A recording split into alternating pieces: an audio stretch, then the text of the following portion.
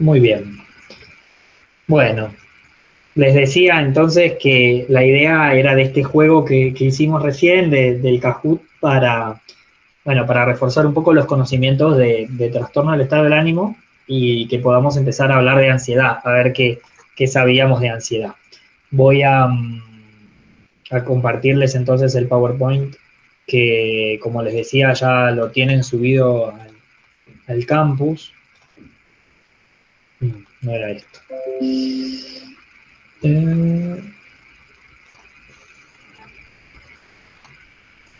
Presentación. Ahí va. Muy bien. Hoy vamos entonces a empezar a hablar de ansiedad. Como siempre en nuestras clases, vamos a empezar a hablar de ansiedad normal para ir desde la normalidad hacia la patología, para poder hablar luego de lo que son los trastornos de ansiedad, ¿sí? Lo primero para hablarles de ansiedad normal que tengo para decirles es que está presente en todos y en cada uno de nosotros y de nuestros actos, ¿sí? Que la mayoría del tiempo la ansiedad suele ser asintomática, no percibimos que está, pero está. Muchos pensamos que la ansiedad es la otra cara de la angustia, ¿sí? Es como la cara somática o la cara física de la angustia. Y que tiene una neurobiología específica. Voy a ir avanzando con un cuadrito que también les armé, que me parece que acá vamos a poder detenernos y explicar bastante mejor de qué se trata la ansiedad. Lo primero para decirles es que la ansiedad está realmente presente en gran parte de nuestros actos todo el tiempo. A veces se lo piensa como si fuera la temperatura corporal.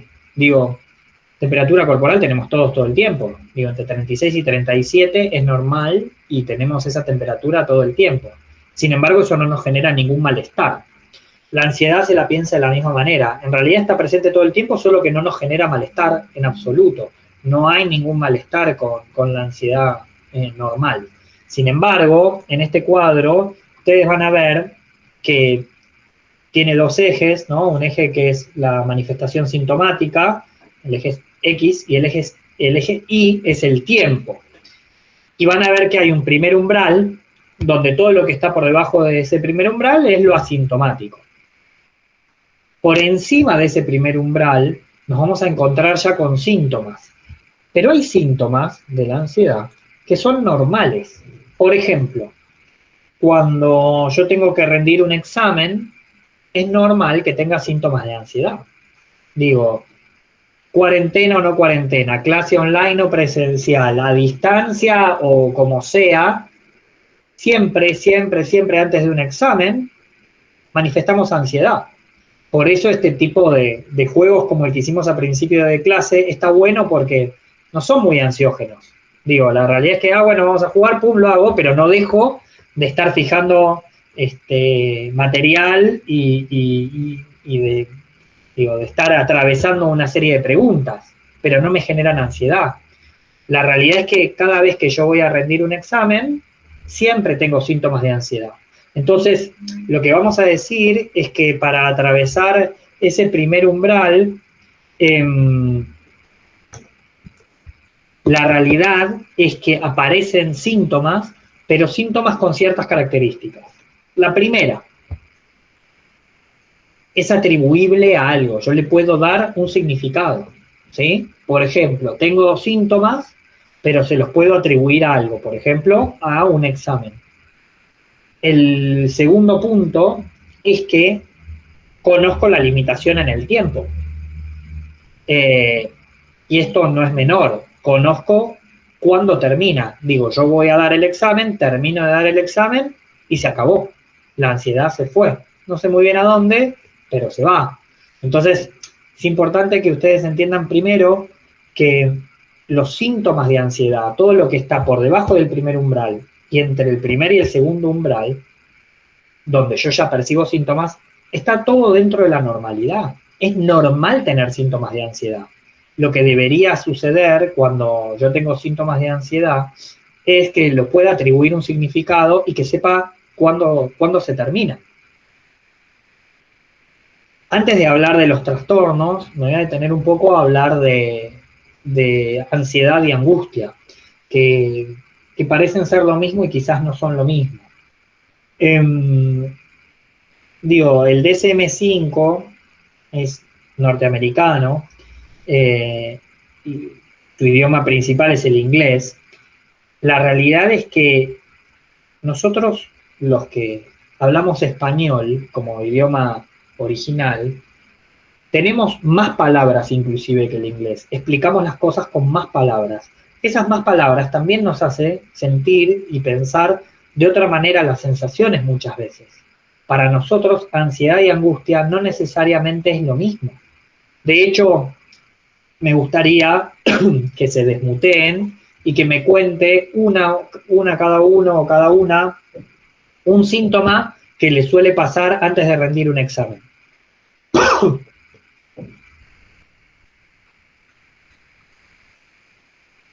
En la ansiedad, dolor de panza.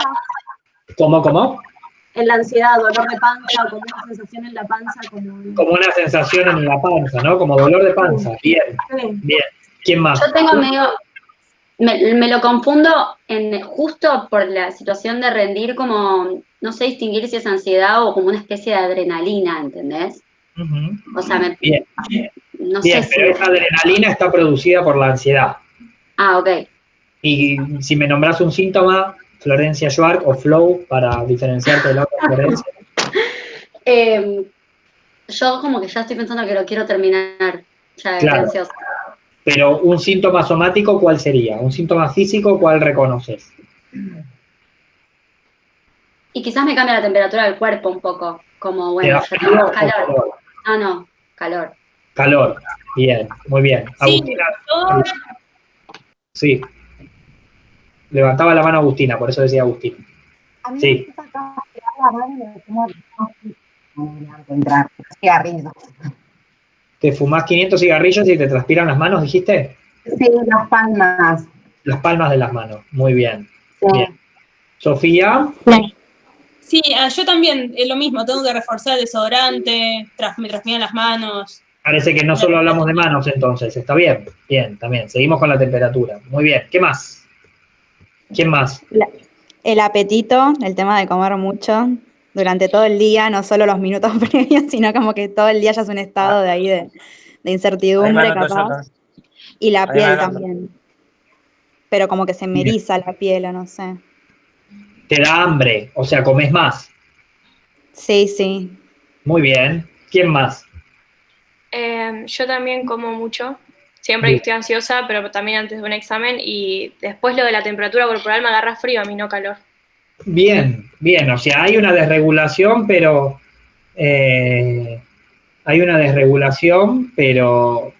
para algunos para calor y para otros para frío. Bien. A mí me pasa como a NASA que me da mucho frío, pero transpiro. Transpiro muchísimo y estoy muerta de frío. Cuando estoy como muy ansiosa. Te vas a desmayar. Sí, pero siempre me pasa esto, Sí. Siempre. Qué lindo. A mí bien. también. Muy bueno. Qué agradable la ansiedad, ¿no? ¿Qué más? Carola. A mí también me transpiran las manos, se me ponen frías y es como que tengo frío, ¿no? Es que calor. Bien. Bien. A mí me pasa eso cuando viajo en transporte público, re triste. Y bueno, pero hoy la clase vamos a terminar hablando de la situación actual y cómo manifestamos ansiedad en gran parte del tiempo todos los días, ¿no? Pero eso es el final de la clase, no se la voy a spoilear ahora. Pero Nico, ¿esto es ansiedad o es nervios? Porque, o sea, pues... Ah, qué lindo término que trajiste, porque la realidad es que nervios en psicopatología no existe. Bueno, o sea, claro. La sensación de estar nervioso en realidad es ansioso. Ah, mira. ¿Ok? Esa sensación de tengo nervios en realidad es ansiedad. No es que en psicopatología exista el término nervios. ¿Sí? Ok. Bien. ¿Alguno más? ¿Algún síntoma más? Bueno, a mí, yo iba a decir nervios, así que no existe. no, pero me pongo nerviosa, o sea, en realidad en esta instancia facultad, antes no me pasaba, me pongo muy nerviosa. No sé, me agarra como esa ansiedad de decir, ay, no, no me va a salir nada, me voy a hacer todo mal. Como No un importa que temor estudie, me va a salir irracional. mal. ¿Cómo? Como un temor irracional. Sí, no, me agarra una cosa rara, que no me pasó nunca. Depende. Igual también depende de qué tan preparado estés, depende de si ya lo hiciste Claro. 20 veces. A mí Igual. ya me pasa, obvio me pongo nerviosa, pero ya hay momentos que, Ansiosa. bueno, no me importa. Ansiosa, nerviosa no existe para nosotros. Perdón, ansiosa, pero Iba a como decir que- eso, onda. Bien. Si no estudiaste, es fundado los nervios, la ansiedad. Porque No sé si es fundado. Hay gente que no estudió y que por ahí tiene más o tiene menos, y hay gente que estudió un montón y le pasa siempre, digo, no necesariamente. A mí me pasa siempre, haya estudiado o no haya estudiado, siempre estoy ansiosa. Siempre estoy ahí antes del parcial como transpirando, con calor, con frío. A mí me agarra como taquicardia a veces, no siempre, pero hay momentos donde A mí también me pasó. en el parcial de biología me acuerdo que salí y como que se me iba el corazón del pecho, era tipo ya me había empezado hasta como casi bajar la presión. Bien. Demasiado para un parcial, para un final, nada más. Demasiado. ¿Cómo? Bien. Igual también, sí, que decía que a mí a veces, ponele, estoy muy nerviosa, yo soy súper ansiosa, pero hay veces donde capaz, no sé, tuve muchos exámenes y ya para el último culminé y no me importa nada, o sea, estoy como, bueno, y es como voy al otro extremo de estado de, bueno, acá estoy, viste, toda, y estoy como triste, no ansiosa. Bien, interesante eso. Ahora vamos a ir a eso, Nazarena. Bien. O sea que podemos registrar, fíjense que si hablamos de síntomas de ansiedad, entiendo que todos podemos registrar síntomas que manifestamos, ¿sí? Que tenemos, que sentimos ante ciertas situaciones. Y creo que todos van a coincidir en que una vez que el examen pasó, los síntomas se van en la mayoría de los casos, ¿no? Como, ya está, listo, acá estoy, listo, se terminó. Es más, a veces no es cuando pasó el examen, sino ya cuando entro, ¿no? Entro a rendir, listo, ya está, basta. O sea, como que ahí se corta, o si no, generalmente cuando el examen terminó. El examen terminó, listo, ya está, se me pasan los síntomas. Ahora les voy a hacer otra pregunta. Cuando estamos muy, muy angustiados, ¿son los mismos síntomas? No, ¿no? ¿Me cuentan un poco? ¿Cómo son los síntomas cuando estamos muy, muy angustiados? A mí me pasa que cuando estoy muy angustiada siento como una presión acá en el cuello, como que me cuesta respirar, como que el aire no me llega y siento a alguien que me está ahorcando, como que me está metiendo así para adentro. Como un nudo en la garganta. Claro, como un nudo en la garganta. Exacto. Bien, ¿qué más? ¿Qué más sentimos cuando estamos angustiados? No querés comer, en general. A mí me pasa que no tengo ganas de comer nada. O sea, Sofi, se le va el apetito, y Nazarena, ¿qué dijiste, perdón? Como que me duele la panza, pero al mismo tiempo, no sé si es que no tengo hambre, sino que como sin pensar que estoy comiendo. O sea, comer, viste, cuando estás medio ausente, que te falta energía, estar así como, bueno, no sé, no le encontrás el sentido a nada de lo que estás haciendo. Ok, bien. Eso tiene un nombre. Bien, sigamos un poco más. ¿Qué otros síntomas? Digo, hasta ahora me están describiendo síntomas que parece que afectan las mismas zonas, pero que no son exactamente igual. Agustina.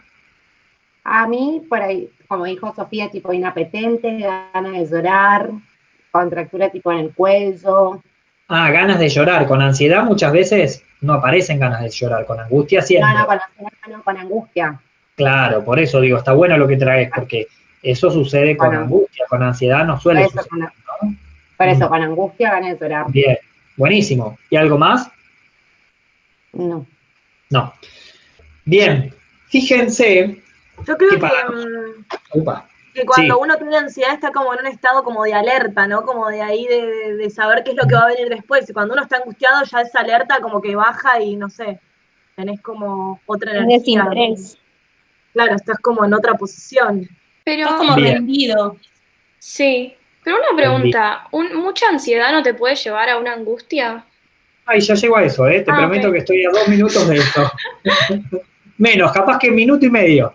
Fíjense. Esto es como el chiste que dice, hay un curso para controlar la ansiedad, empieza la semana que viene, chau. La clase de ansiedad, en media hora arrancamos. Tal cual. La realidad es que,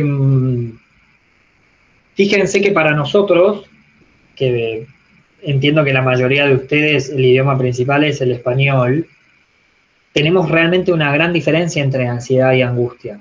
Podemos entender que hay un vínculo entre ambas. De hecho, muchas veces entendemos que, por ejemplo, di el examen, salí y por más que me haya ido bien, me angustié, como que siento un vacío. Eso me puede pasar. O sea, entiendo que hay un vínculo. Nazarena dice, bueno, a veces puede pasar que mucha ansiedad lleve a angustia o mucha angustia a la ansiedad. Hay un vínculo, pero para nosotros son cosas distintas. Sin embargo, el DSM-4-TR, que estaba vigente hasta el 2013, tomaba el ataque de pánico como ataque de pánico o crisis de angustia como si fueran lo mismo. Para nosotros no es lo mismo. Pensamos que la ansiedad tiene un íntimo vínculo que inclusive a veces parece más la cuestión más física y la angustia más una cuestión más mental. Pensamos que a veces la ansiedad aparece cuando hay una angustia que no pudo ser canalizada durante un tiempo, ¿no? O sea, yo seguí con mi rutina sin poder angustiarme sobre situaciones que me podrían haber angustiado y de repente irrumpen síntomas de ansiedad. Tienen un vínculo, sí, pero para nosotros no son lo mismo. Y esto no es un tema menor, porque la realidad es que para los idiomas más sajones, ansiedad y angustia pareciera ser lo mismo. No hay sadness disorder, que sería trastornos de angustia. Hay anxiety disorders, que son trastornos de ansiedad. Para nosotros crisis de angustia tiene toda una implicancia, mucho más inclusive, porque es más profunda desde nuestra mental, desde lo que pensamos o sentimos, que solamente un trastorno de ansiedad que parece que ser más síntomas físicos. ¿Me siguen hasta acá? Pero claramente tienen mucho que ver uno con el otro. Volviendo al PowerPoint y al esquemita humilde de diseño minimalista que les hice, podemos ver que si cruzáramos este segundo umbral, aparecerían síntomas similares a los del primer umbral, por ejemplo, a esos síntomas que hablábamos de antes de rendir un examen, solamente que sin atribuirle ningún significado, ninguna situación, ni saber cuándo termina. Entonces, lo que diferencia que un síntoma de ansiedad sea patológico de que no lo sea, es que yo le pueda atribuir significado, que pueda atribuirle un fin y un destino. O sea, que yo pueda decir, bueno, ok, una vez que el examen pase, se pasó. Digo, si yo tengo síntomas de ansiedad antes de un examen, puedo decir, como decían antes, estoy muy nervioso, cuando en realidad lo que deberíamos decir es estoy ansioso, pero solo espero que este examen se termine para no sentir más esto, pero sé que en un momento se termina. Los síntomas de ansiedad se vuelven patológicos cuando no sé ni cómo atribuirle un significado, o sea, no sé por qué me están pasando, ni mucho menos sé cuándo termina. ¿Vamos claros hasta acá?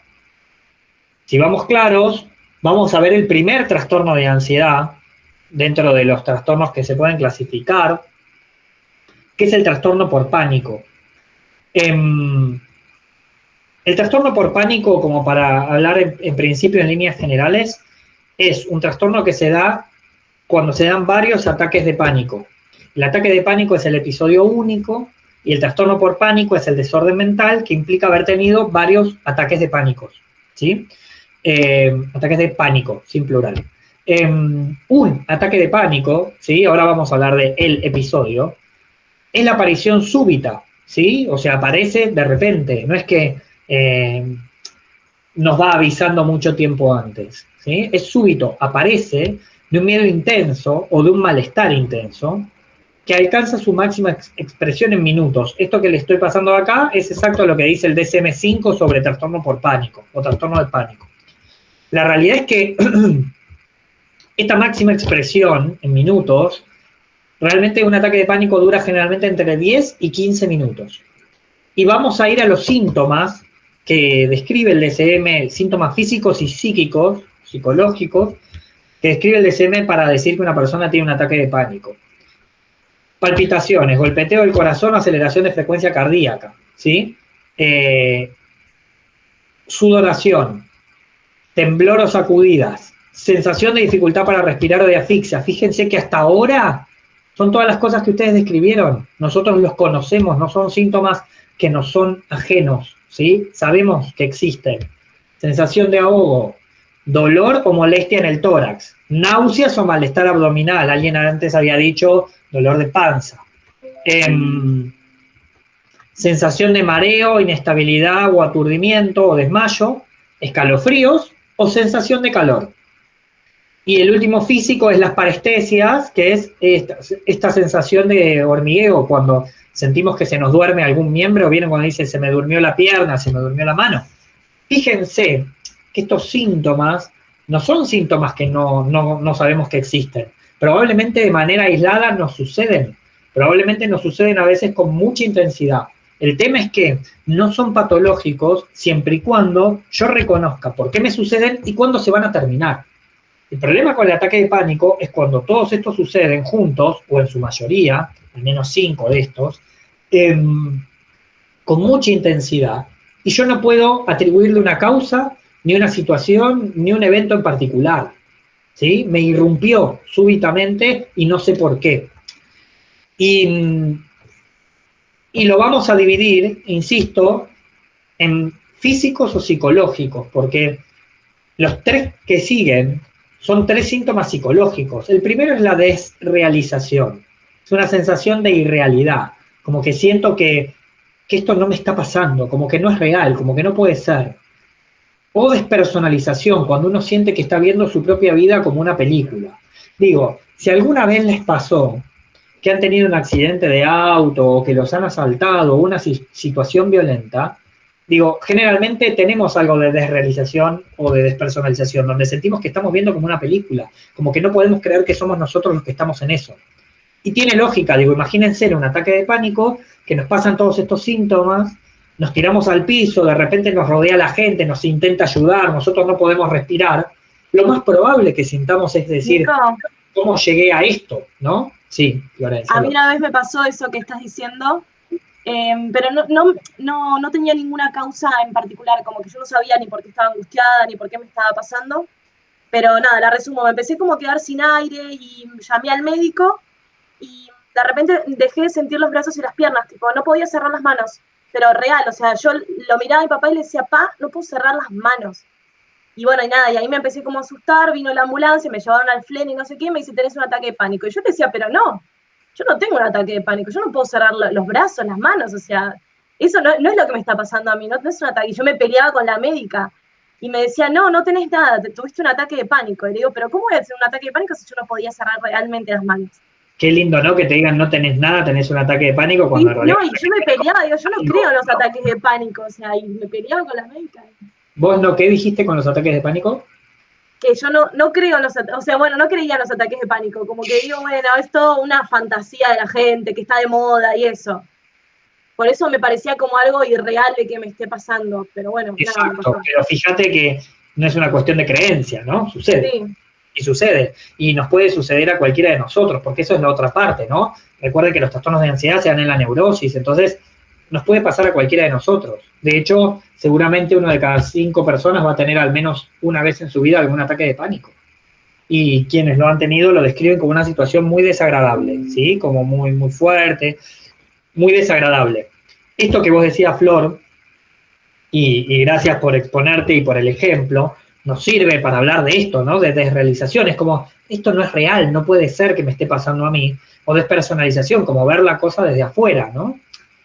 Y por otro lado, el segundo punto psicológico que suele suceder es miedo a volverse loco o miedo a morir, ¿sí? Es muy frecuente que las personas que están sintiendo esto en ese momento digan, no, pero pará, me estoy volviendo loco, o me estoy por morir, ¿cómo puede ser? O sea, esto no está bien, digo, te llevaron al FLENI, que es un instituto específico en neurología, porque pudieron pensar que por ahí te estaba pasando algo cerebral grave, y en realidad es cierto, solo era ansiedad.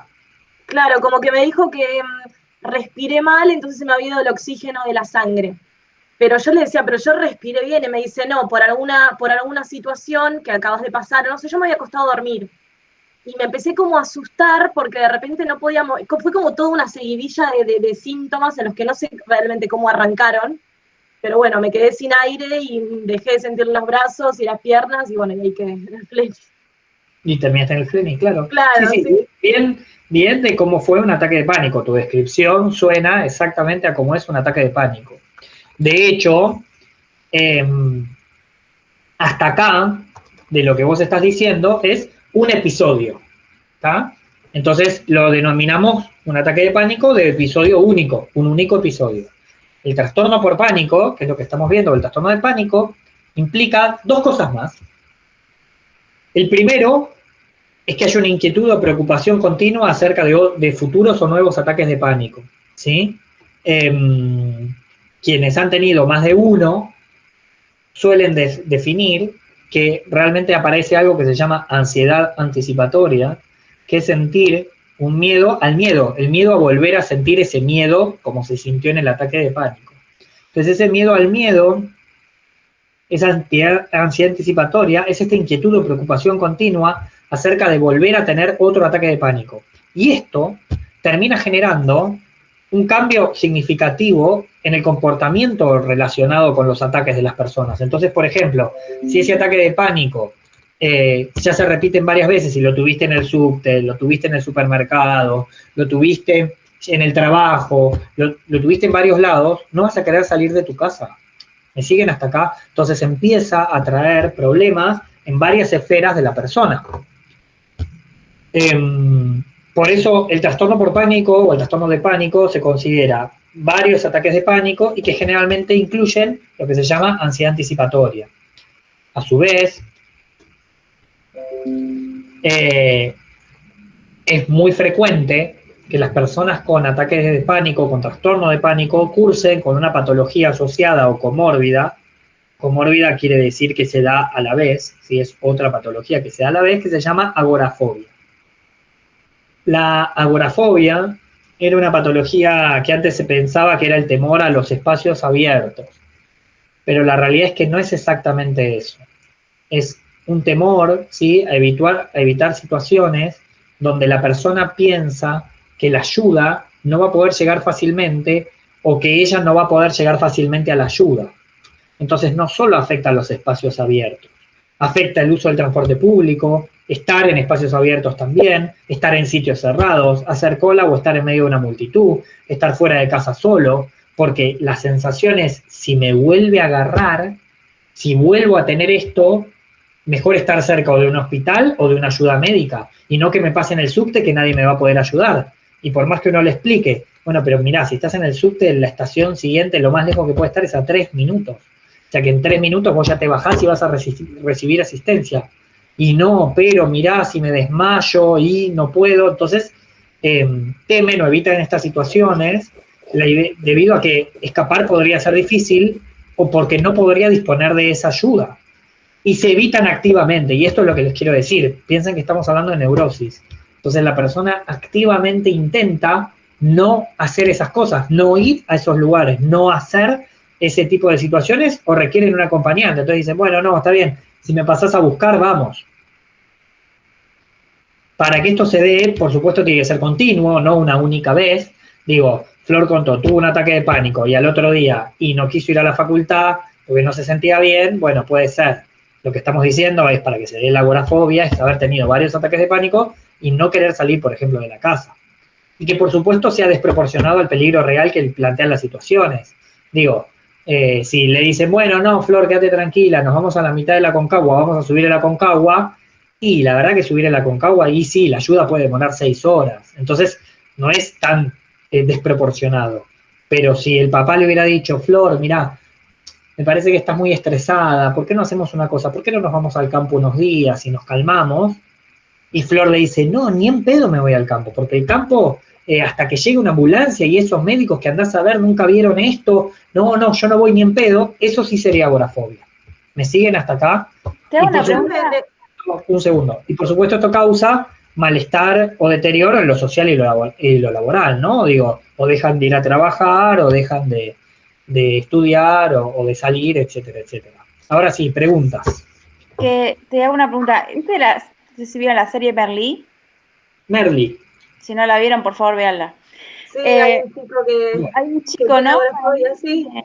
Tiene esto, porque es un chico que se encierra en su casa y no quiere salir y está como con miedo y con fobia, así como que todo le da miedo, y no sé si será el caso, pero me hizo acordar a ese chico. Por eso te pregunto si puede ser una posible ¿cómo es? Agorafobia. Sí. Agorafobia. La agorafobia dentro del trastorno de pánico. Bueno, mira, dos cosas, Sole. Lo primero de lo que estás diciendo, en Merlí, Paul, no es el chico se llama, Paul es el otro. Paul es el rubio. Paul Rubio, de hecho, se llama Paul Rubio, pero el chico que tiene la fobia, no me acuerdo ahora, dicen que tiene agorafobia.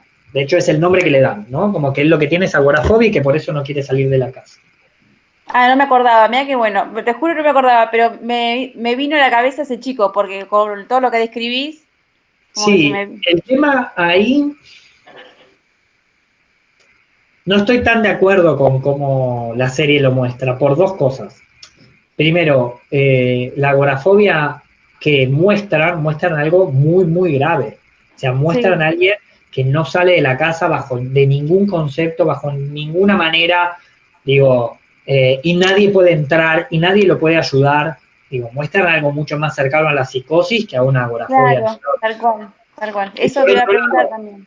Y por otro lado, la remisión, que con solo Merlí ir a la casa, el pibe de repente después va a la escuela como si no hubiera pasado nada, ni es tan así la remisión de la agorafobia, ni mucho menos de la psicosis, ¿no? Digo, porque el caso remite de qué manera, él va a la casa, le enseña, pum, lo confronta, etcétera, etcétera, y un día el pibe vuelve a la escuela y todo bien y somos todos amigos. No, claro, bueno, pero por eso te iba a preguntar, porque vos habías dicho que era neurosis, entonces... Exacto. Ese chico es psicótico, por lo que se ve, o sea, no. Sí, no pero ellos lo presentan como agorafobia y la remisión hasta parece más simple que la de la agorafobia, inclusive, ¿no? O claro, sea... claro, como que está ambiguo. Sí, creo que no está del todo bien presentado, pero bueno, no está mal que te haya hecho acordar, porque tiene un poco que ver con eso, ¿no?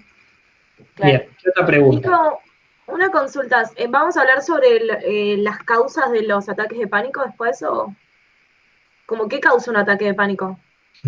Bien, bueno, lo podemos charlar un poco, sí, ¿por qué no? Yo quería decir algo de eso. Siento que cuando estás contando todo esto que, o sea, lo relaciono con el estrés. Yo, no sé, como que siento que es algo que todos tenemos por una cuestión como filogenética, no sé cómo explicarlo, como algo que está en nosotros desde el inicio, el estar alerta, el cuidarnos, el tener miedo y demás, pero que por el contexto y demás se pasó como a algo que puede llegar a ser patológico, ¿se entiende? Como que pasó lo que sería lo necesario como especie. No sé si me explico. Sí, está claro. O sea, que siento que es por eso que se genera todo esto. Es algo que tenemos todos, pero en una cierta medida y que por determinadas situaciones, bueno, tu cuerpo genera diferentes cosas que supongo que tienen que ver con lo hormonal y demás también, que hace que sientas todo esto. No sé, quizás estoy diciendo re mal, pero bueno. No, estás diciendo bien. Creo que la clase online como que exige una dinámica que ustedes preguntan y me exigen como que responda inmediatamente, y si no, intentan rellenar con palabras. Si me dan unos segundos lo que les quiero responder para intentar ser preciso, pero no extenderme demasiado tampoco. Sí, a ver, lo que están diciendo es correcto. A ver, hay 2 o 3 cosas que les puedo decir de lo que sí se sabe, porque también les puedo decir de lo que no se sabe. Biológicamente, lo que estás diciendo, Florencia, es correcto. ¿En qué sentido? La amígdala es un área del cerebro que regula, una estructura dentro de la área cerebral, que regula todo lo que tiene que ver con las emociones más primitivas de ataque o de huida. ¿Sí? La amígdala tiene una correlación con el locus coeruleus y con las glándulas suprarrenales, que ante una situación de estrés extremo, tenemos solo 2 caminos, o ataque o huida.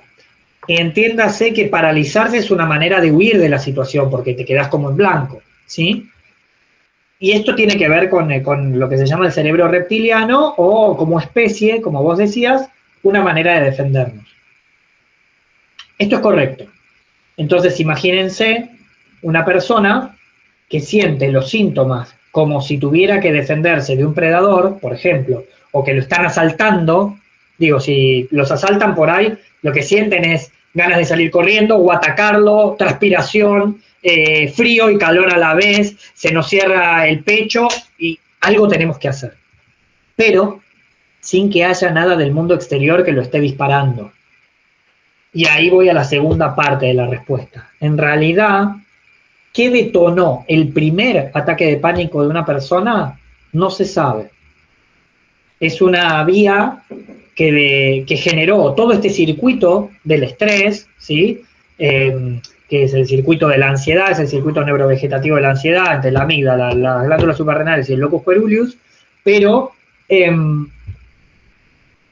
y que generó esa respuesta ante una situación, pero ¿por qué lo generó esa persona en ese momento, en esa situación? No se sabe en líneas generales. Se puede intentar trabajar terapéuticamente con la persona para entender qué fue lo que le pasó realmente, qué es lo que le pasaba, pero la realidad, en general, a todos, ¿qué es lo que le pasa? No se sabe. Sí se sabe esto que estamos diciendo, ¿no? Digo, ¿qué lo genera? Sí, tiene que ver con la noradrenalina, por eso cuando alguien habló de la adrenalina y la ansiedad, claro, tiene que ver con eso, por supuesto, y con estas áreas. Pero la realidad, ¿qué generó ese primer ataque de pánico? No se sabe. Lo que sí se sabe es que después queda una vía facilitada. Así como hablábamos en estado de ánimo, que una persona que su estado de ánimo se puede desequilibrar tanto, que puede subir mucho o bajar mucho, una persona que puede llegar a generar un ataque de pánico, después se lo va a presumir como una persona que su ansiedad es un poco inestable y queda biológicamente una vía facilitada y va a tener más chances de generar otros ataques de pánico versus quien no generó nunca ninguno. Eso también se sabe. Pero también hay gente que solo genera un solo ataque de pánico en su vida y fin de la discusión. Digo, ya está, tuvo un ataque de pánico. Nunca se supo por qué, ni siquiera se trató y hasta ahí llegamos con el asunto, ¿no? Eso también es así. ¿Respondí un poco a las preguntas de ustedes? Sí, o sea, ahora entiendo de por qué no confiaba tanto, por qué no creía tanto en los ataques de pánico, porque capaz que no encontraba como la explicación a eso, o que no hay una causa específica que lo produzca. No. Entonces, por eso a veces como, no sé cómo explicarlo, pero bueno, no sé, no importa, sí, está bien, se entendió. O sea, la causa biológica está, lo que es difícil entender es qué fue lo que lo disparó en ese momento y no 10 minutos antes, no un día antes o no un día después. Por supuesto, sí también se puede hablar de esto que es interesante, que es que situaciones de ansiedad sostenida, situaciones de estrés sostenido, terminan forzando los umbrales de la ansiedad. Y estamos más cerca de tener ansiedad en momentos donde no teníamos o tener ansiedad patológica inclusive. Eso también es así. Pero ¿por qué exactamente esa situación disparó un ataque de pánico y no otra? La verdad que es muy del caso a caso. Y quizás no lo sepamos nunca. Por ahí también lo que es difícil de entender es la relación que tiene lo psicológico con lo físico. Que por ahí es entender que cómo la mente, o sea, el estrés, puede, en el caso de generar, por ejemplo, que no puedas cerrar las manos. O sea, por ahí uno no puede entender cómo se vincula lo somático, digamos, lo que te pasa en el cuerpo con todo lo que te pasa en las emociones y mirá, eso es lo difícil. Hay algo de lo que estás diciendo que me permite decir dos cosas más sobre esto. Freud, evidentemente, aparte de ser un genio y probablemente haber sido el mayor referente del siglo XX, de por lo menos la ciencia en la cual yo me siento representado, también fue un gran psicopatólogo. Freud hizo una descripción de 7 síntomas de las crisis de angustia en 1910, que son los mismos 7 síntomas que hoy, 2020, toma el DSM-5 para hablar de ataque de pánico, los mismos. Entonces, eso habla de que Freud hizo una descripción sindromática que es tan precisa que 100 años después sigue siendo la misma, y eso habla de que los seres humanos en 100 años en algunas cosas no cambiamos tanto, porque los pacientes que veía Freud tenían características similares a los pacientes que hoy vemos nosotros. La histeria, ¿no? Ya, que les quedaban como paralizados. Y lo otro, que a eso también quería llegar, Freud habló escribió un montón sobre las histerias de conversión, que eran parálisis nerviosas debidas a cuestiones de angustia, podríamos decir, en realidad de traumas sexuales, ¿no? Él lo describe de esa manera, pero tiene que ver con cuestiones de angustia puestas sobre el cuerpo. O sea, el afecto, en vez de estar puesto sobre la representación, termina estando sobre el propio cuerpo y generaba parálisis, las histerias de conversión. Entonces, también la contracara de Freud es cuán resistido es todavía que 120 años después nos sigue asombrando, genuinamente, ¿no? Digo, qué loco que nos siga asombrando algo que ya fue descrito hace 130 años, pero nos sigue asombrando igual, a mí también, ¿eh? Y decís, ¿cómo puede ser que con angustia después no pueda mover los brazos porque tenía angustia? Y trabaja la angustia y los brazos se mueven, ¿me entendés? Es como, nada, creo que tenemos una disociación lamentablemente todavía entre mente y cuerpo que es realmente una pena. Bueno, muchos de ustedes están estudiando psicomotricidad. Digo, creo que la psicomotricidad viene a intentar también, surge también intentando surcir o coser esa disociación, ¿no? Como si la distancia entre la cabeza y el cuerpo fuera tan grande, ¿no? Es el cuello, ¿no? Pero bueno, ¿seguimos un poco más? Sí, ¿puedo hacer una pregunta rápida? Sí. Que si una persona tiene, bueno, un ataque de pánico y, por ejemplo, no recibe una ayuda al instante, ¿qué le pasa? O sea, sé que la pasa mal la persona, pero digo, biológicamente no sé, no se puede morir, ¿no? No sé, ¿se entiende mi pregunta? Sí, por supuesto. Se entiende perfecto y justamente, hablando de ansiedad, venís 40 segundos adelante de la clase por segunda vez. Porque lo que venía ahora era tratamiento de ataque de pánico, que okay. Justamente vamos a hablar de esto, Nasa. La realidad, entonces, es, ataque de pánico es un episodio único. El trastorno por pánico puede darse generalmente con ansiedad anticipatoria, que es esto del miedo al miedo, el miedo que me vuelve a ocurrir, y puede darse con agorafobia, que es este tipo de fobia, o sin agorafobia. Hasta ahí, digo, la descripción de cómo funciona, hasta ahí la descripción de que está dentro de la neurosis. Hablemos un poco de tratamiento. Vayamos a las buenas noticias. La buena noticia es que los ataques de pánico, específicamente, o el trastorno de pánico, tiene tratamiento hoy muy preciso, muy claro. Hay medicaciones, como son las benzodiazepinas, específicamente dentro de las benzodiazepinas el clonazepam, que de manera sublingual, si la persona empieza a tener un ataque de pánico, lo corta inmediatamente, ¿sí? En 2 minutos lo soluciona, lo remite. Entonces, hoy tenemos medicación para poder cortar ese ataque de pánico cuando empieza. Y también hay medicaciones de mantenimiento, ¿no? Generalmente hay un vínculo muy estrecho entre trastornos de ansiedad y trastornos del estado del ánimo, específicamente sobre pánico y depresión. Se piensa que muchas veces el ataque de pánico es la muestra de una depresión subclínica, de una depresión que no se ve. O muchos ataques de pánico terminan produciendo que la persona se deprima. O sea que, de una manera o de otra, generalmente el tratamiento a nivel farmacológico es un ansiolítico para remitir el ataque de pánico en el momento, y la persona lo lleva encima, y un antidepresivo, suponiendo que muchas veces se inicia por una depresión subclínica. Y de hecho los antidepresivos a bajas dosis funcionan también como ansiolíticos. Ante la pregunta específica, Nasa, tuya, la realidad es que una persona con de un ataque de pánico no se va a morir, excepto que se sienta tan mal por ese ataque de pánico que se termine suicidando. No sé, está en un edificio, se siente tan mal que se tira por la ventana. Pero si eso no sucede, el ataque de pánico no mata a nadie. El problema... ¿Ataque cardíaco tampoco? No, porque el ataque de pánico genera taquicardia, no genera un ataque cardíaco. Claro.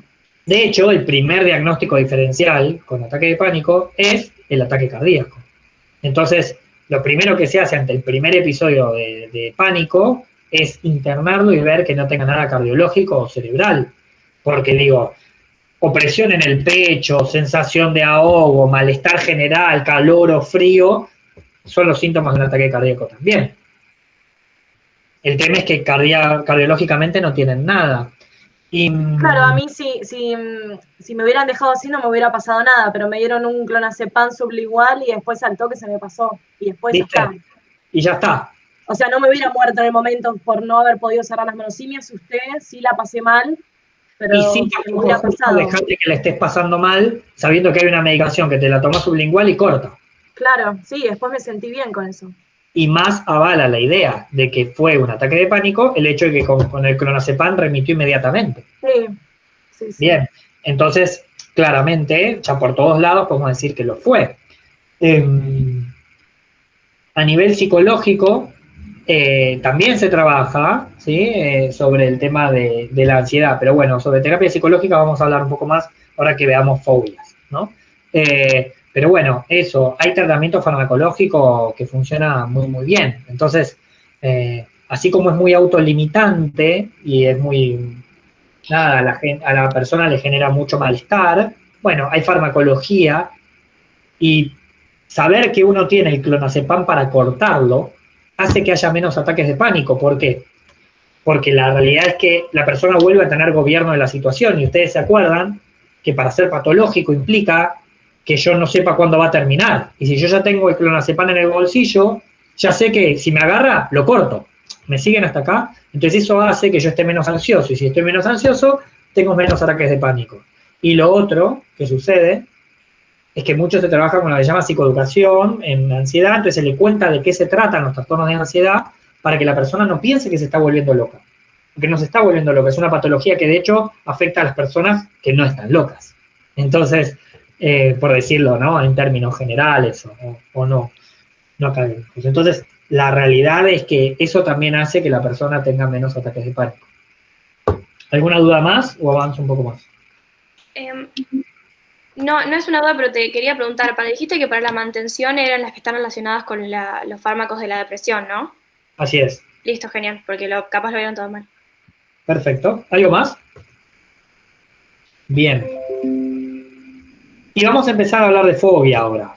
Digo, vimos dentro de los trastornos de ansiedad, el primero que vimos entonces fue el trastorno por pánico, junto con ataque de pánico. Y ahora vamos a ver el de fobia. La fobia específica, ¿sí? Tal cual lo describe el DSM-5, es un miedo o ansiedad intensa por un objeto o situación.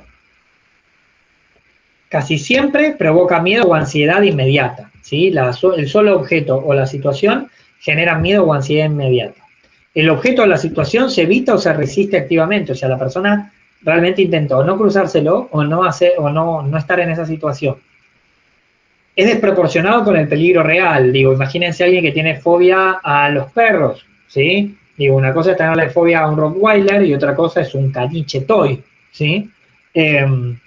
Entonces, el miedo tiene que ser desproporcionado al peligro real que ese caniche puede causarle a la persona. Dura típicamente 6 meses o más, quiere decir que no es que le pasó una vez, sino que le pasa habitualmente. Y que causa malestar clínicamente significativo, porque en realidad, digo, si alguien tiene fobia a los perros, caminar en la ciudad de Buenos Aires es complicado, porque hay muchos perros.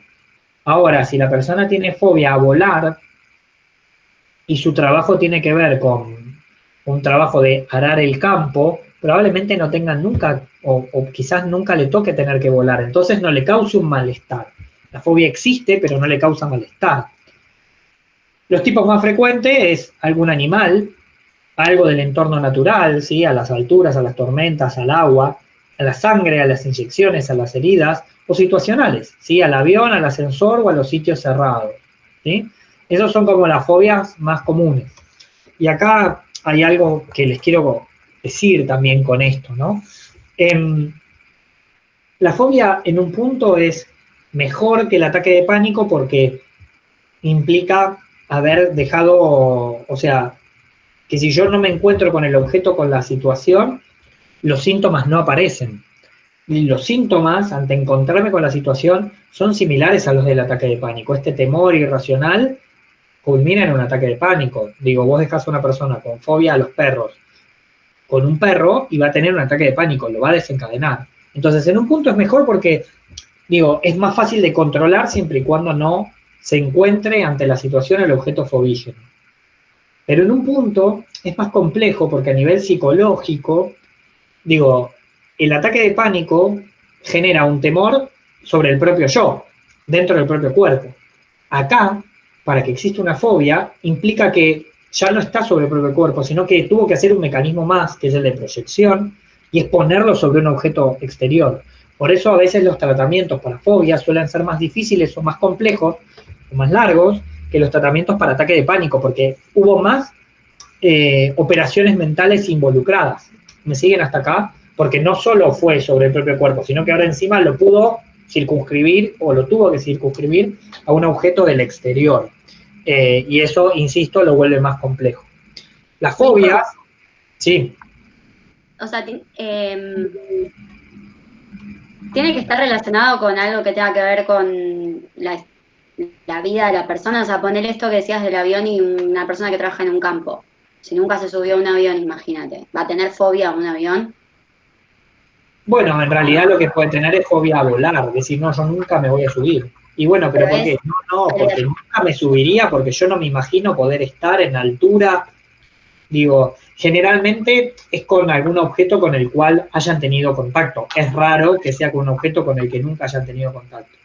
Sin embargo, al igual que como pasa con el ataque de pánico, no es que podemos decir, bueno, porque le pasó esto, desarrolló una fobia a esto. ¿Se entiende? No es que, bueno, porque tuvo una vez un problema con un perro, desarrolló una fobia a un perro. ¿Sí?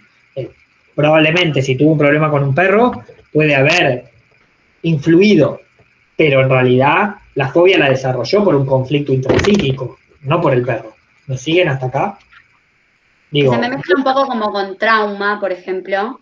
Por supuesto. Y también, como que cuando decís esto se me viene a la cabeza, porque me acuerdo que Freud también habló de la fobia y todo en sus inicios, pero también me acuerdo de que aprendimos que se puede generar todo lo que tenga que ver con el conductismo, más allá de si uno está de acuerdo o no, no importa, se puede generar una fobia. O sea, por lo menos lo que habían demostrado, lo que habían practicado horriblemente, era que se podía como generar como tal miedo a una cosa, que no sé si se deriva como, se puede derivar en fobia o no, ahora no me acuerdo, entró en duda, pero como que por eso... Sí, de hecho en las investigaciones de Skinner sobre los reforzadores, las ratas terminaban desarrollando un estrés agudo, que hoy lo podríamos compatibilizar con la fobia, debido a la cantidad de choques eléctricos que le daba la propia jaula, ¿no? Y eso era como el límite del reforzador negativo.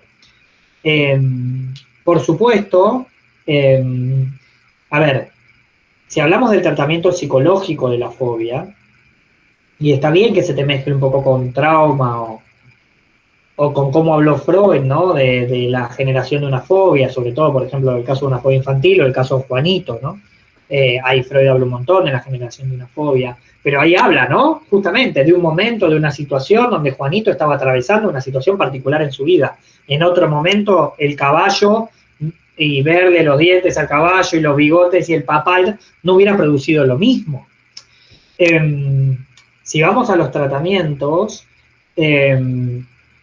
la realidad es que hay muchos tratamientos para las fobias y hay tratamientos cognitivos conductuales muy eficientes, muy eficaces, como es la desensibilización sistemática, y también se pueden trabajar psicoanalíticamente. Hoy algo de esto les comentaba a la mañana. Lamentablemente con ustedes, con los de psicopedagogía, es con la única materia que nos vamos a ver. Y con los de psicomotricidad nos volvemos a ver en emergentología el año que viene. Pero lamentablemente con ustedes, con ninguna de las dos carreras, tengo clínica de adultos. Porque en clínica de adultos trabajamos mucho más lo que es tratamientos, y ahí esta división entre conductismo y psicoanálisis deja de existir.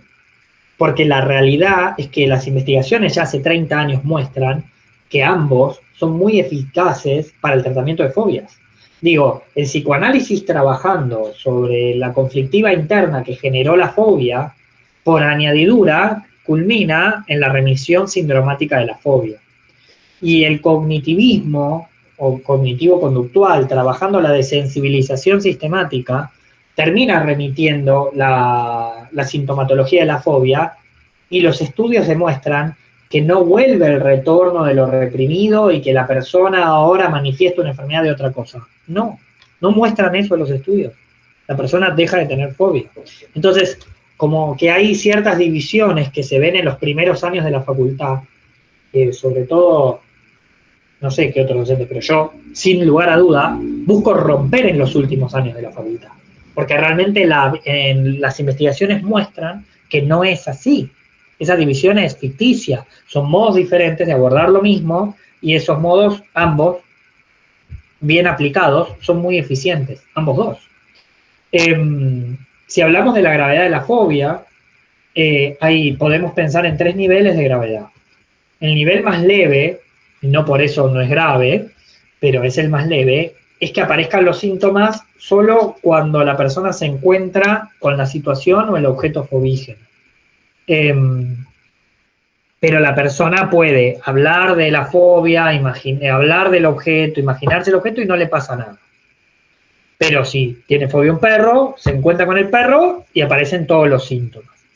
Un nivel más grave es si la persona no puede ni siquiera hablar de la fobia, del objeto fobígeno. Digo, escucha a alguien hablar o habla y no puede. No puede, y no puede, y no puede. Y con solo hablar, no, a mí de eso no me hables, que ya me hace mal, y empieza con palpitaciones. ¿Sí? Y un nivel más grave, a la mañana dice lo mismo, dije al revés. Lo estoy diciendo al revés. El segundo nivel de gravedad es ante imaginarse el objeto fobígeno. ¿Sí? La persona no puede imaginarse el objeto fobígeno. Se lo imagina y ya empieza con esta sensación de malestar. Y el tercero y el más grave de todo es que ni siquiera puede hablar o alguien hablar de eso. ¿Sí? Entonces se escucha que alguien dijo no, porque un perro se tiene que ir del ambiente porque ya empieza a sentirse mal. ¿Sí? Ese es el nivel más grave. Y en ese límite o de esa manera también va a ser el tratamiento. Digo, en el caso de la cognitiva comportamental, la desensibilización sistemática se basa en un principio que se llama mutua exclusión, que es que uno no puede estar tranquilo y ansioso a la vez. Entonces, si yo estoy tranquilo, voy a empezar a hablar de perros, si fuera la fobia del perro, suponiendo que, pongámosle el ejemplo de que Agustina Bianchi tiene fobia a los perros. Entonces, bueno, Nico, qué puntería que tengo. A mí me mordió, eso iba a contar, a mí me mordió un Rottweiler que era mío, y a mí me pasó que justo era el año que me iba a vivir a Buenos Aires, yo veía perro, iba haciendo tipo zig-zag cruzando las calles. Claro. Hoy en día ya se me fue ese miedo, pero me pasaba que iba a la casa de alguien, había perro, yo no podía entrar porque me agarraba todo un malestar en el cuerpo que no podía. Bien. Pero más que eso no me pasó. Bueno, pero fíjate cómo eso, hubo una situación puntual y después terminó remitiendo, porque fue un temor sobre una situación puntual que no terminó siendo una fobia. Y suponiendo que fuera una fobia, lo que se hubiera hecho en la desensibilización sistemática, se hubiera hecho lo siguiente. Primero, si hubiera tenido un estado de relajación, ¿sí? Con técnicas de meditación, y una vez que estaba relajada, se hubiera empezado a hablar de perros. Y si no manifestaste síntomas de ansiedad, la sesión termina ahí, porque la sesión siguiente se arranca de ahí y se te empiezan a mostrar imágenes de perros. Imágenes de perros, se te hace cerrar los ojos, siempre en estado de relajación, que te lo imagines, que imagines el olor, cómo son los pelos, etcétera, etcétera. O sea, que cada vez te vayas acercando más desde tu mente. Y si todo eso te lo venís bancando en varias sesiones en estado relajado, el último es mostrarte un perro en un video, después a través de una ventana, y después un perro más cerca, y después jugar con un perro. Siempre que no aparezcan síntomas. Si aparecen síntomas, se vuelve al paso anterior.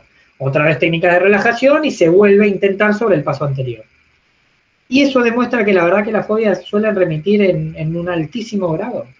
Y no es que vuelven en otra cosa. Para el psicoanálisis más ortodoxo, eso de, no, bueno, va a retornar del retorno a lo reprimido. Y la verdad que yo siento que si hay alguien que fue muy crítico consigo mismo como autor, es Freud. Digo, si ustedes leen a Freud cronológicamente, que probablemente no es la mejor manera, pero van a ver que él se va contradiciendo todo el tiempo y avanza, su teoría va avanzando, por sus propias contradicciones. Entonces, esos ortodoxos que creen que Freud debe leerse como una Biblia y que se repite como si fuera la Torá, o la Biblia, o el Corán, o lo que ustedes quieran, la verdad que terminan yendo en contra del espíritu original del psicoanálisis como psicoterapia y como una psicoterapia con las características que tiene, que es que hay que dar avances, ¿sí? Y que así como el psicoanálisis sirve, porque trabaja quizás el origen de lo que te pasó con el perro, la cognitiva también sirve. Digo, y ninguna es mejor que otra, funcionan las dos, ¿sí? Y hay personas que se van a sentir más cómodas con una y personas que se van a sentir más cómodas con otra. ¿Está? Avanzo un poco más, respondí todo. Una pregunta que tengo sobre fobias. ¿Es siempre miedo o asco también? Porque, por ejemplo, a mí me pasa que si veo babosas cerca, me quedo como paralizada, como que no me puedo mover. Tipo, me agarra. Y yo sé que es como asco la sensación, no es miedo, es como, no sé, me quedo dura, realmente, literal. Asco que paraliza. Tampoco es el bicho más lindo, la babosa, o sea, es entendible. Lo que pasa con la babosa, el gusanito de la lechuga, cualquier cosa que se enrosque y sea larguita. O sea, tampoco me implica no poder hacer nada en mi vida, entonces no es como un problema grave, pero sí me pasa, por ejemplo, que si llovió y estoy caminando por la calle, estoy todo el tiempo mirando de que no haya babosas cerca. Asco que paraliza. Claro. El asco no paraliza. El temor paraliza, el asco no paraliza. El asco te puede hacer irte para otro lado, decir, uy, qué asco, hacer otra cosa, uy, qué asco, levantar eso. Paralizar, no paraliza el asco. Si paraliza es temor, por más que se vea como asco. Lo cual no quiere decir que sea una fobia. ¿Por qué digo esto? Porque claro, ¿qué problema te trae en la vida diaria? Pues ninguno. Digo, si laburaras en plantaciones de lechugas, y sería un problema grave, probablemente. Pero dado que no... o en una verdulería.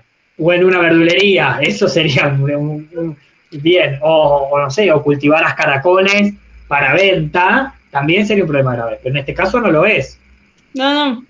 ¿Ah? No me lo hubiese hecho ir a ver, pero como que... No, por eso digo, que de hecho esto podés hablar perfectamente de la babosa, podrías imaginar una babosa y te va a dar asco, pero la parálisis no la produce el asco. ¿Es miedo? Sí. Yo siempre no sé, como que pensé que era asco. Sí, es asco. Asco que termina produciendo miedo, pero vuelvo a decir, es como demasiado leve. ¿No? No. Pero en rigor a la verdad, digo, si te expones y lo contás, siento que también te tengo que dar una respuesta de lo que creo. Entonces, es eso, no, el asco no paraliza. El asco es un asco, ¿sí? Da sensación de asco, da ganas de irse, ganas de hacer otra cosa, ganas de concentrarse en otra cosa. Parálisis, paraliza el miedo. Genial, gracias. Bien, sí. Sigo. Entonces, ¿alguna pregunta más? ¿No? Bien. Bien, ahora vamos a ver el siguiente caso de trastorno de ansiedad, que es el trastorno de ansiedad social o fobia social. Acá hay algunas cosas importantes para decir. Es un miedo o ansiedad intensa a una o más situaciones sociales, pero antes se decía que la ansiedad social o la fobia social, que ahora se llama trastorno de ansiedad social, era como, bueno, el miedo a estar con gente, el miedo a vincularse, el miedo, vaya a saber cuántas cosas se dijeron de la fobia social. Y la verdad que ya desde el DSM-4 no era así, o sea que desde el año 94, ¿no? Ya hace 30 años que no es así. Pero pese en el imaginario social es, viste, te dicen, y no, pero tal le cuesta comprometerse con los vínculos. Y es un fóbico, de una fobia social. No, bueno, eso no es la fobia social. O sea, la fobia social es otra cosa.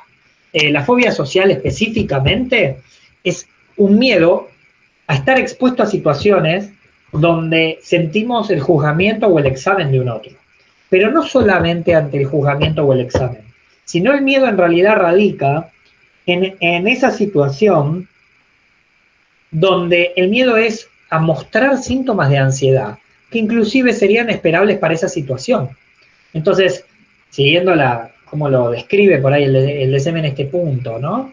Es estar expuesto al posible examen por parte de otras personas. El individuo tiene miedo de actuar de cierta manera o de mostrar síntomas de ansiedad que se valoren negativamente, ¿sí? Como si mostrar síntomas de ansiedad fuera realmente el miedo, ¿sí? A que el otro se dé cuenta de que uno tiene síntomas de ansiedad.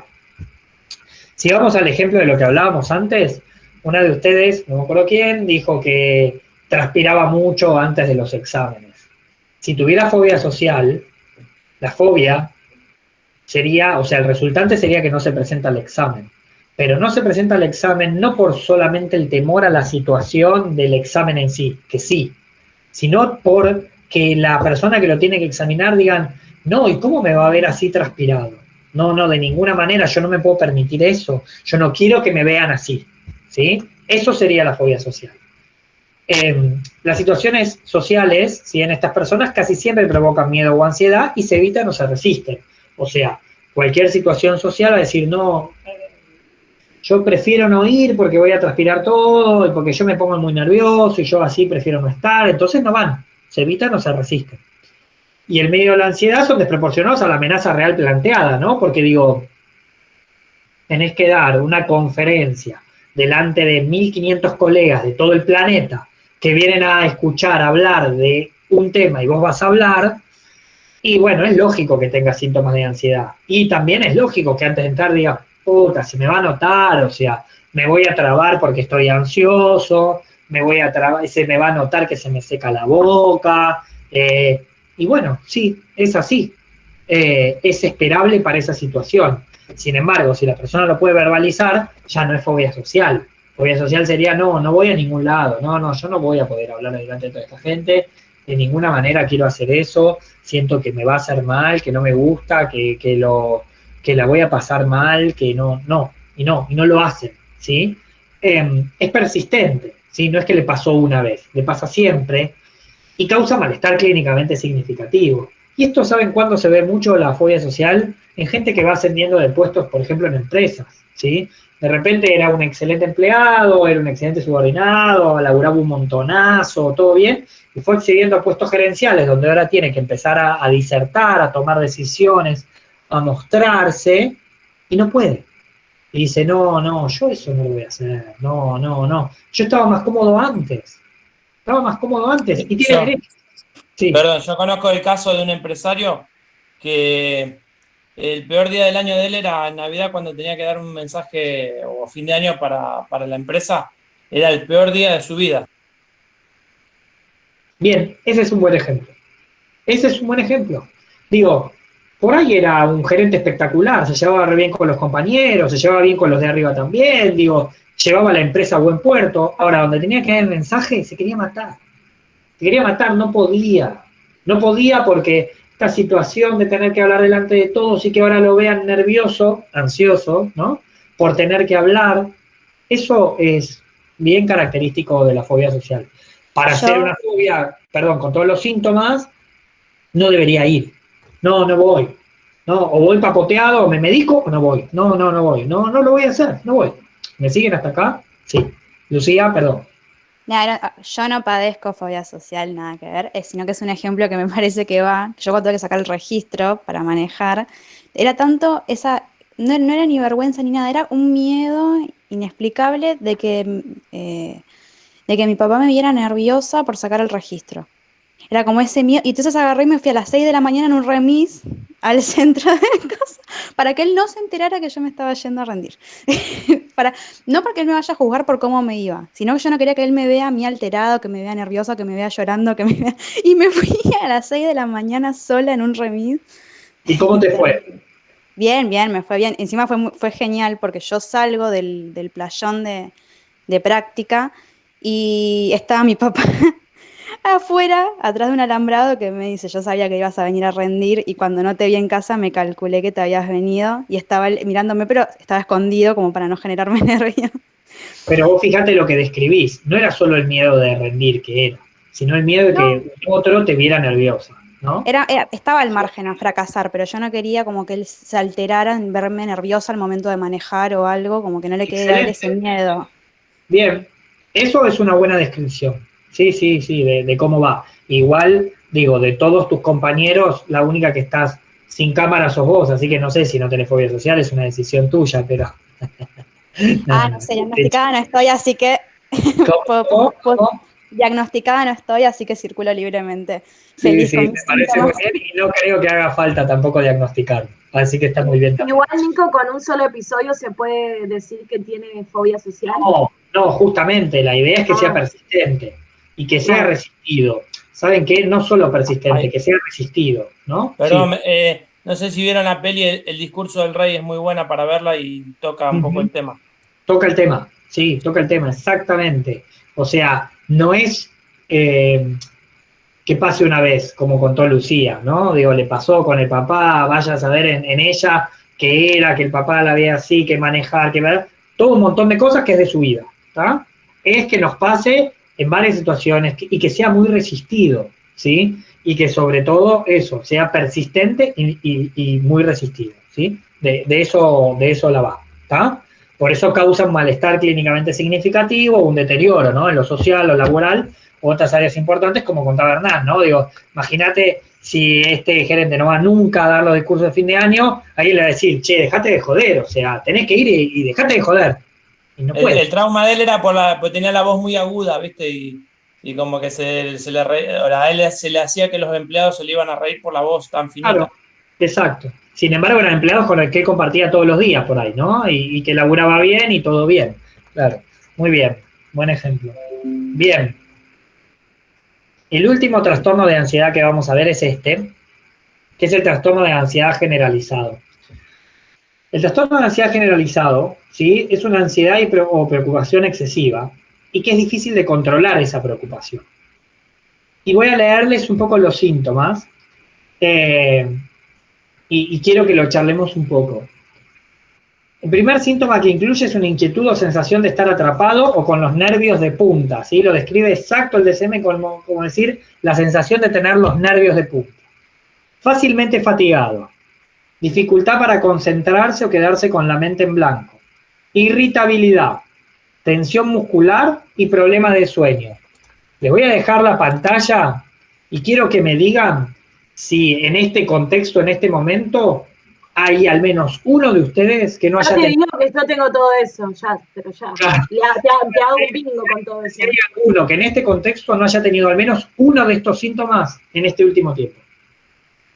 Uno, ¿eh? Uno miraron. Esta cuarentena nos viene a todo el combo. Sí, un bingo completo. Podés repetir todo. Le pregunté si tuvieron al menos uno. No, ahora todos. En ese orden. Sí, todo.